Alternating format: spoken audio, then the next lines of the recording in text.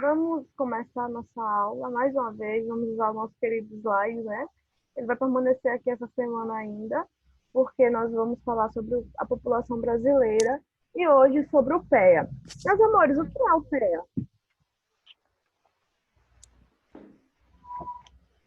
População economicamente ativa. Isso. E como é que a gente entende em uma pirâmide etária, por exemplo? Onde é que estão contidas essas pessoas? No No meio. meio. No meio? Ótimo, boa. No corpo da pirâmide. Muito bom. Exatamente. Então, segundo o IBGE, o PEA brasileiro está bem legal. Então, nós temos mais ou menos 56% da população brasileira, dos 211 milhões de habitantes, mais ou menos, nós temos 56% das pessoas na, na economicamente ativa, que está fazendo parte do PEA. Nós temos também o que se chama de bônus demográficos, que são na nossa estrutura brasileira, da população brasileira, está assim. Nós temos uma população que trabalha maior do que as que não trabalham, do que a população inativa. No caso, são os idosos e as crianças. Então, nós conseguimos ter um bônus demográfico. Mas hoje nós vamos nos preocupar em estudar a estrutura da população economicamente ativa, do PEA. Primeiro, nós vamos ter que levar em consideração os setores da economia e os setores da indústria, né? Setor primário, secundário e terciário. O setor primário agrupa quem? Nas atividades. O setor primário, ele corresponde a atividades urbanas, a atividades como agropecuária, por exemplo. O quê?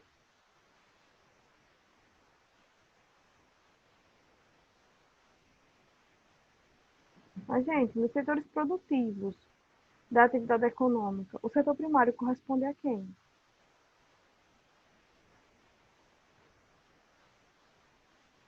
As atividades não urbanas. Isso, as atividades não urbanas. Então, o setor primário agrupa todas as atividades não urbanas, como agropecuária e extrativismo. Então, no setor primário, nós temos a matéria-prima, né? A busca pela matéria-prima. E existem pessoas que trabalham no setor primário. É importante que existam pessoas trabalhando nos três setores da economia, nos três setores produtivos. Nesse sentido, é interessante que a população economicamente ativa esteja distribuída nos três setores. Só que dos três, nós vamos ver que tem um que comporta mais pessoas trabalhando. O setor secundário envolve o quê?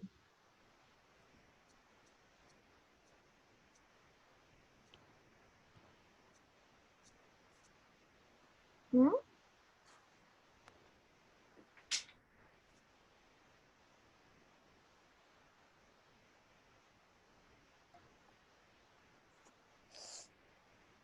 Vamos lá, gente.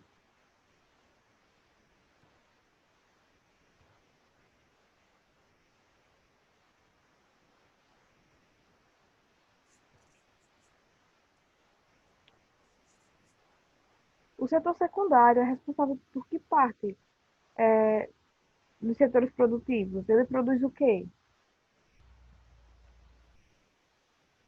Olha, é interessante que vocês dêem uma olhadinha no livro de vocês. Abram um livro na página 182 e 183.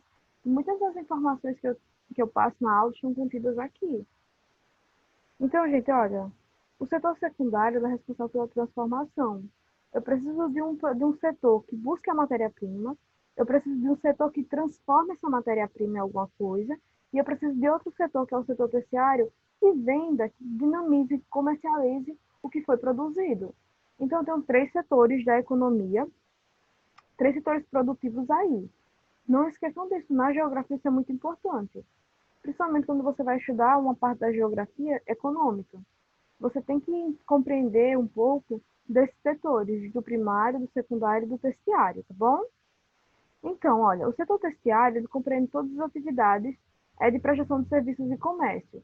Então, as atividades, principalmente nas cidades, elas estão concentradas no setor terciário, que é a prestação de serviços e o comércio. Nisso, eu posso entender educação, transporte, administração pública e privada, bancos, tudo isso está inserido no setor terciário. Contudo, esse setor, ele não está composto por trabalhadores formais, ou seja, trabalhadores legalizados que têm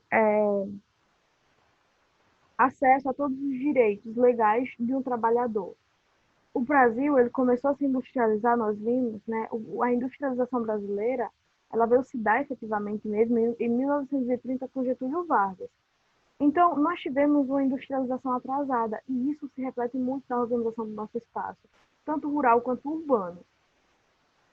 Dentro das cidades, nós temos pessoas que têm trabalhos formais, nós temos pessoas que têm trabalhos informais. Se tem um exemplo para mim de trabalho informal dentro de Arapiraca?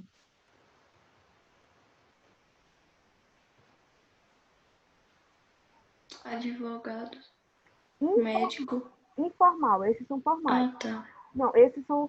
Que Tá trabalha ótimo. em fumo, Oi? que trabalha no fumo.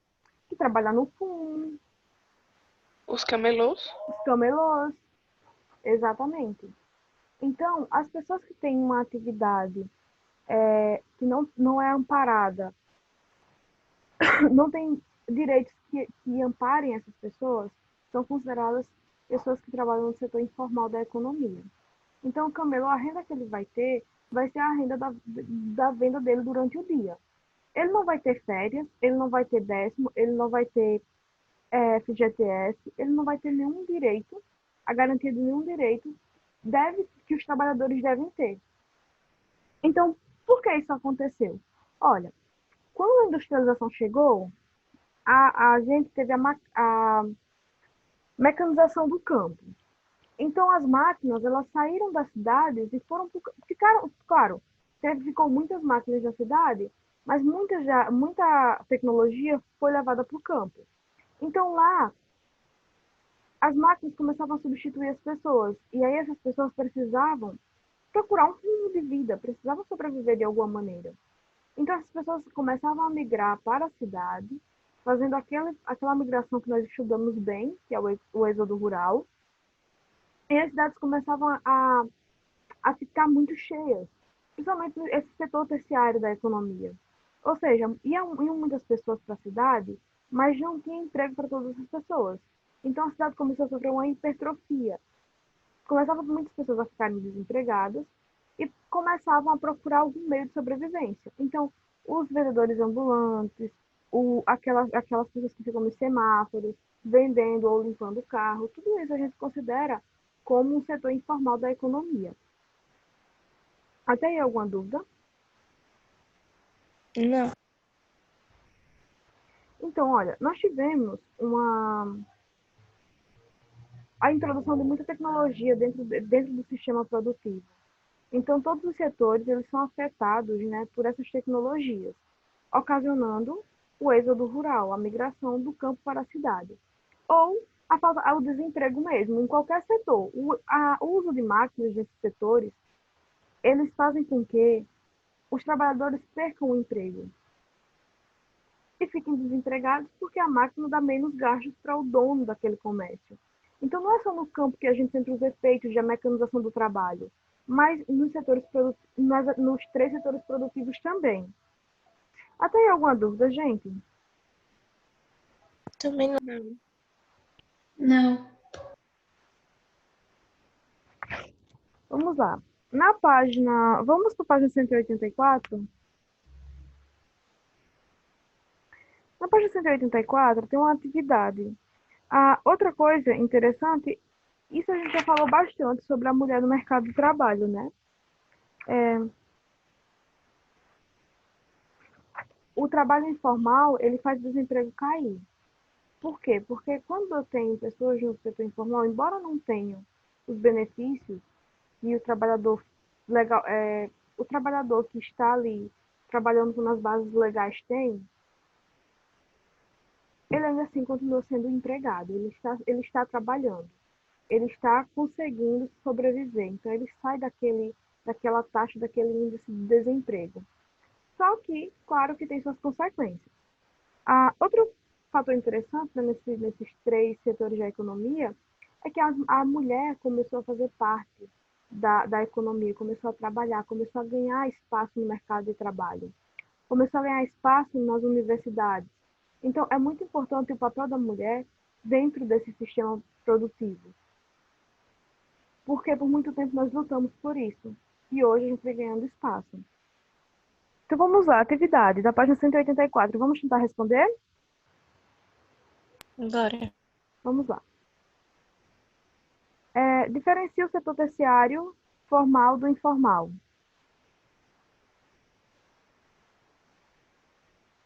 que é um trabalhador? É- Pode falar, Paloma. Não, fala. Não, você perguntou o que é um trabalhador formal e o que é um trabalhador informal. É pra dizer as características de... O que caracteriza É. um e o outro?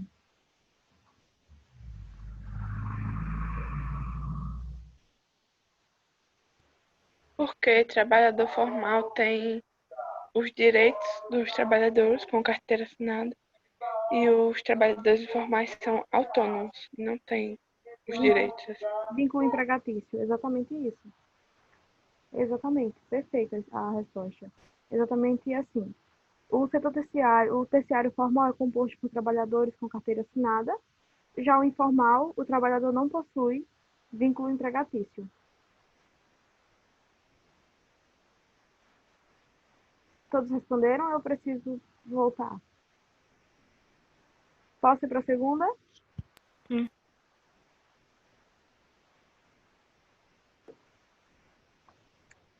Segunda questão. Aponte os motivos que no Brasil provocam o deslocamento de indivíduos do setor primário para os setores secundários e terciário. Lembrando, o setor primário está voltado para aquelas atividades mais do campo. Então, o que é que faz as pessoas saírem do campo para a cidade?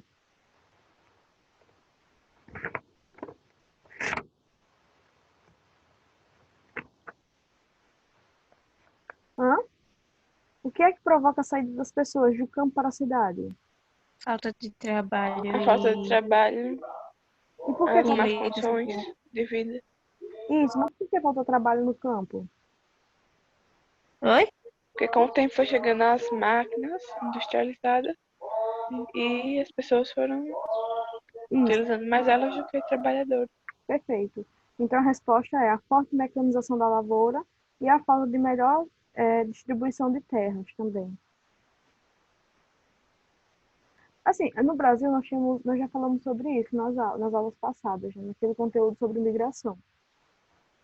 No campo, existem dois fatores bem relevantes. Só que, claro, essa questão da mecanização da lavoura, mecanização do campo, é um fator que se destaca. Mas eu tenho também a concentração de terras, que é muito expressiva aqui. Então, no Brasil, eu tenho poucas pessoas com muita terra e tenho muitas pessoas com pouca terra, o que a gente chama de concentração de terras. Então, isso também impulsiona muito as pessoas a saírem do campo para a cidade, para procurar melhores condições de vida na cidade. Terceiro, sobre o setor terciário da economia, podemos afirmar corretamente que apresentam uma grande dependência das variações climáticas. Verdadeira ou falsa?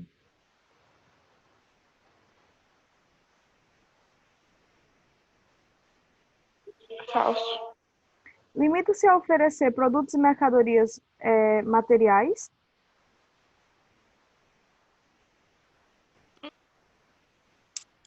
Verdadeira ou falsa? Verdadeiro? Limita-se a oferecer produtos e mercadorias materiais. Falso. Falso. Condiciona a sua dinâmica ao desemprego do setor primário.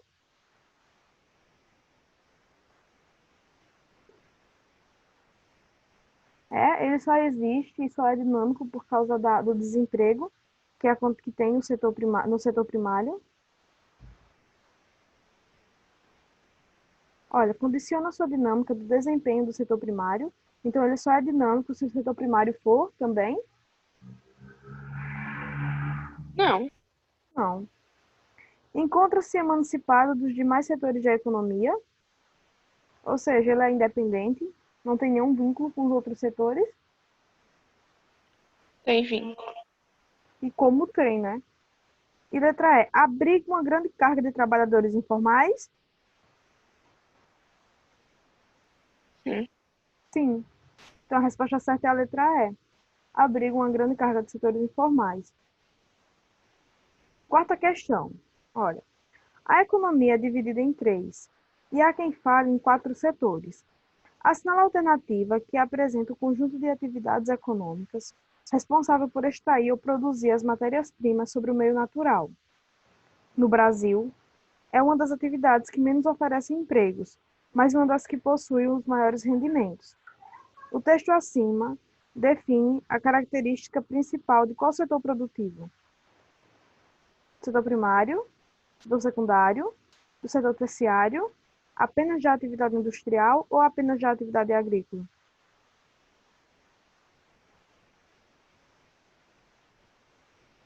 Gente, a resposta está no texto.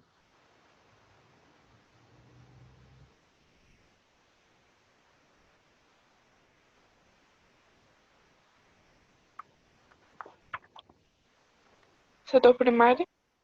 Setor primário, exatamente, é responsável por extrair ou produzir as matérias-primas sobre o meio natural. Então, é o setor da matéria-prima, é o setor primário.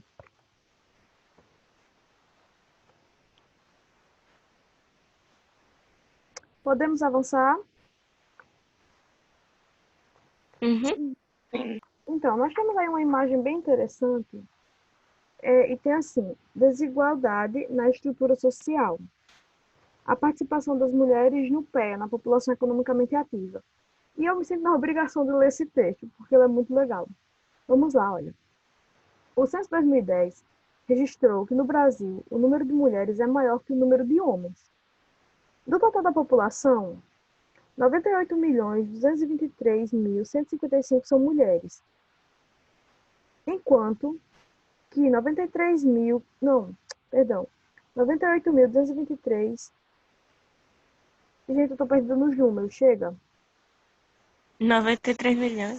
Isso daí. Eita, Jesus amado. Quase Jesus na vida, é por causa dos 210 milhões. Eu chego e me assustei.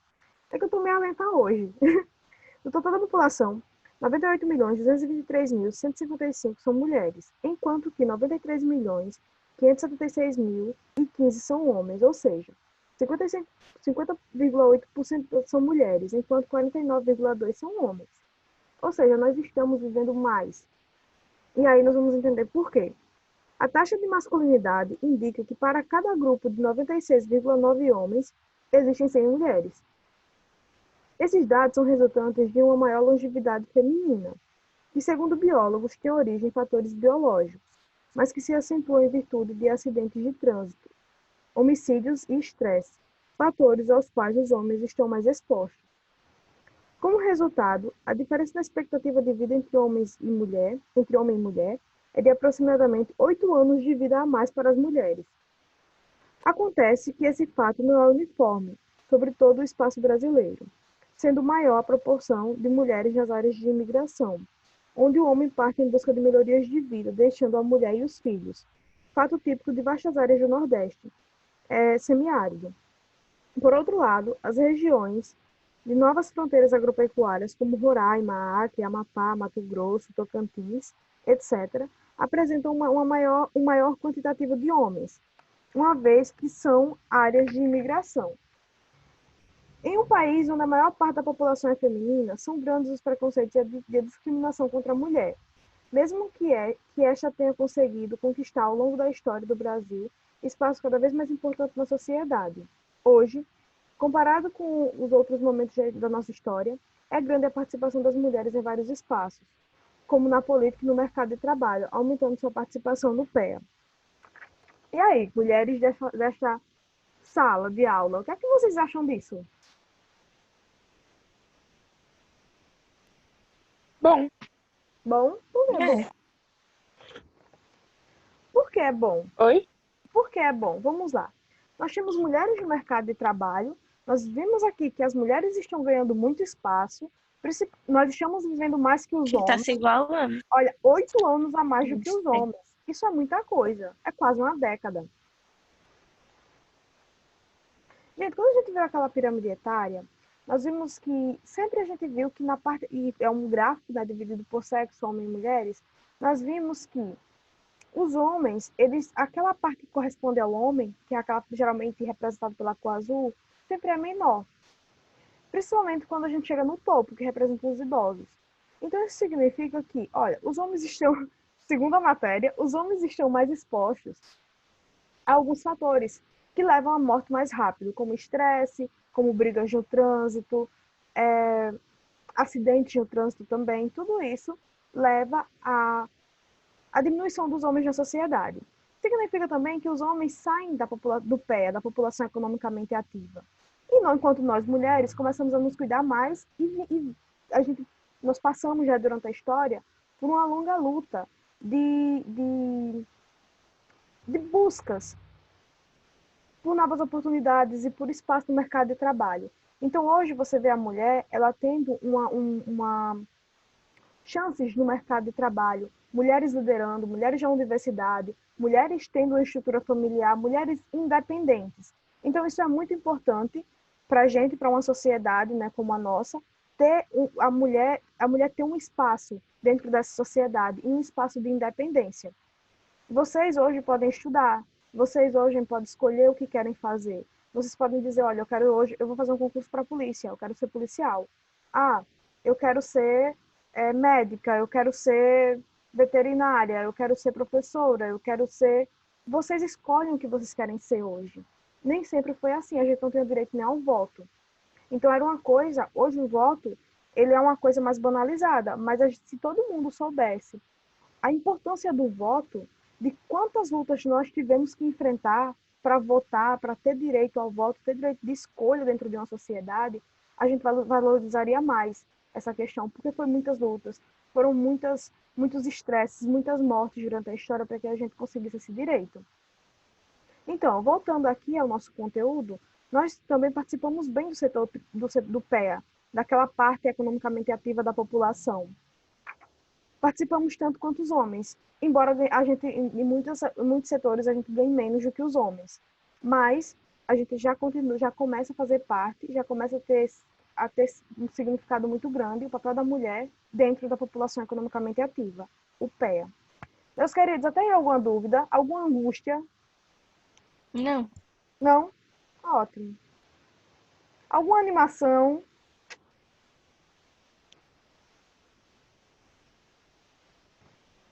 Gente, vamos lá, na página 186 tem um gráfico. A gente tem 3 minutos, nossa aula está se encerrando.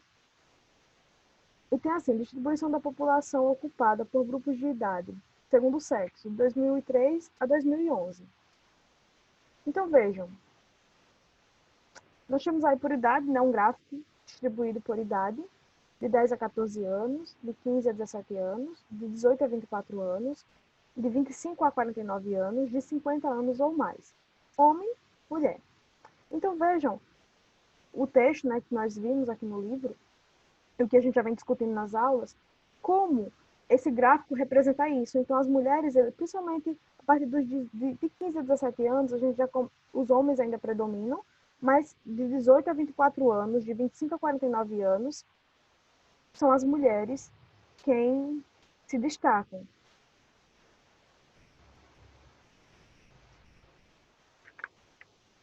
Olha, nós terminamos esse conteúdo sobre a população do Brasil, né, e todos esses fatores que formam a população brasileira.